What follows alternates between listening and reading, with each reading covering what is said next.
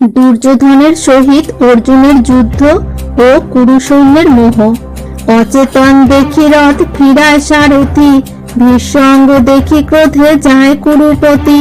গজেন্দ্র চড়িয়া যেন ইন্দ্র দেবরাজ, চতুর্দিকে বেরি যায় ক্ষত্রিয় সমাজ।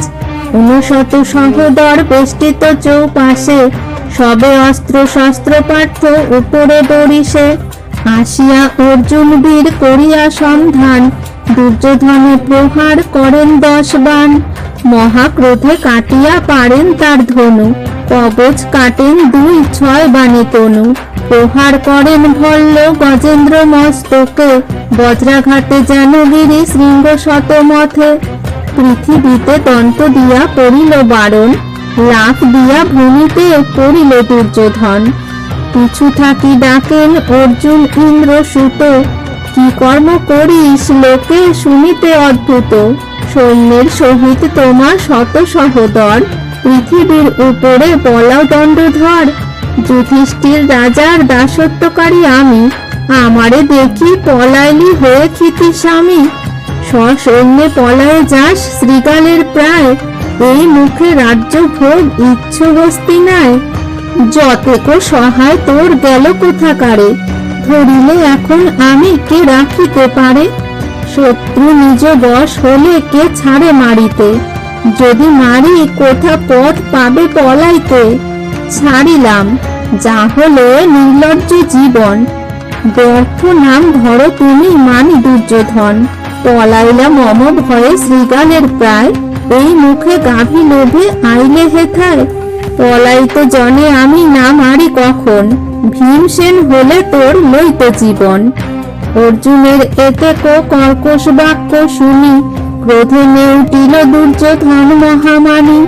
আঙ্গুলে মারিলে যথা নেউটে ভুজঙ্গ, অঙ্কুশ ঘর্ষণে যথা নেউটে মাতঙ্গ। নেউটিল দুর্যোধন দেখি বীরগণ, চতুর্দিকে ধাইয়া আইল সর্বজন। ভীষ্ম দ্রোণ কৃপ অশ্বত্থামা শাল্য কর্ণ, দুঃশাসন মহাবল দুঃসহ বিকর্ণ। সহস্র সহস্র রথী বেরিল অর্জুনে, চতুর্দিকে নানা বাণ বর্ষে ক্ষণে ক্ষণে।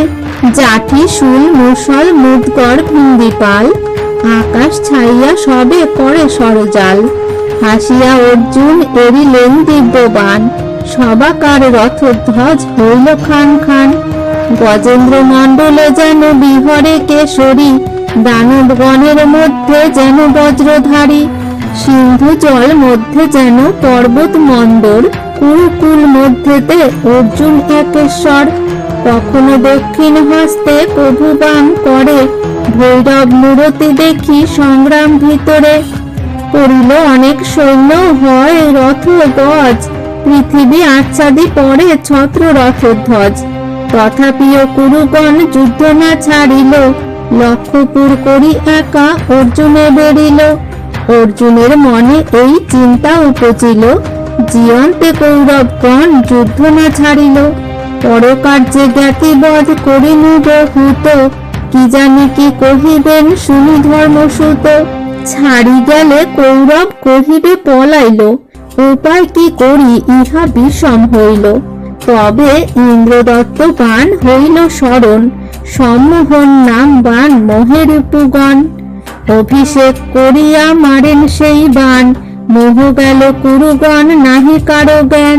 রথে রথি পড়িল অশ্বেতে আসো আর, গজেন্দ্র মাহুত পরে নিদ্রিত আকার।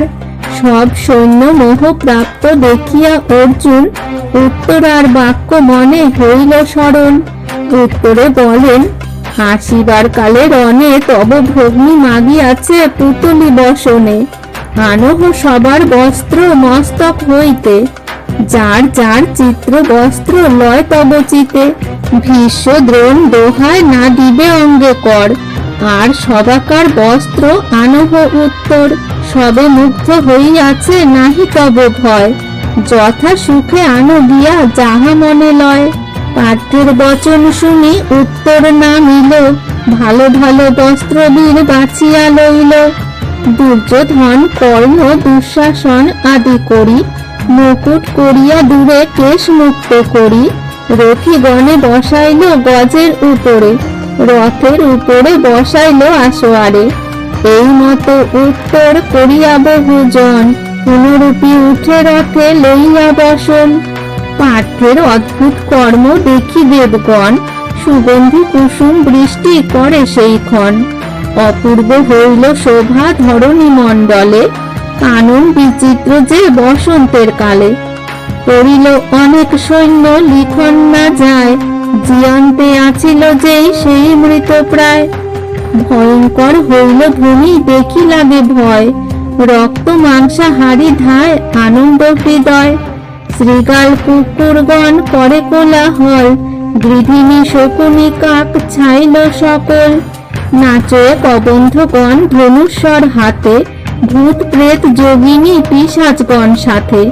মহাভারতের কথা অমৃত সমান, কাশীরাম দাস কহে শুনে পুণ্যবান।